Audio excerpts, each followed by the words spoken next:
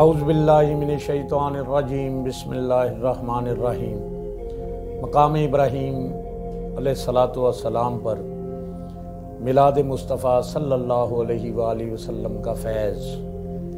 کیا ہم نے کبھی غور کیا ہے کہ جناب حضرت ابراہیم علیہ الصلاۃ والسلام کے نقش قدمین کسی اور پتھر پر کیوں موجود نہیں، اور صحن کعبہ یعنی بیت اللہ میں مقام ابراہیم پر اس مقدس پتھر پر کیسے اور کیوں کر محفوظ رکھے گئے؟ یہ سب میلاد مصطفیٰ صلی اللہ علیہ وآلہ وسلم کی برکت ہے کہ یہ قدم کے نشان میلاد مصطفیٰ کی دعا سے متعلق میلاد مصطفیٰ صلی اللہ علیہ وآلہ وسلم کی دعا جو حضرت ابراہیم علیہ السلام نے تعمیر کعبہ کی اجرت اور مزدوری کے طور پر مانگی تھی، سب اسی کے طفیل ہے۔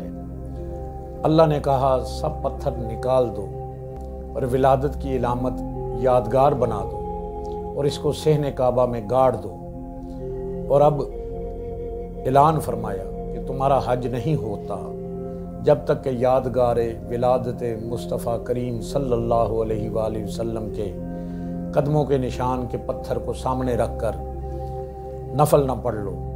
اللہ ہمیں ادب اور عمل کرنے والا بنا دے، آمین۔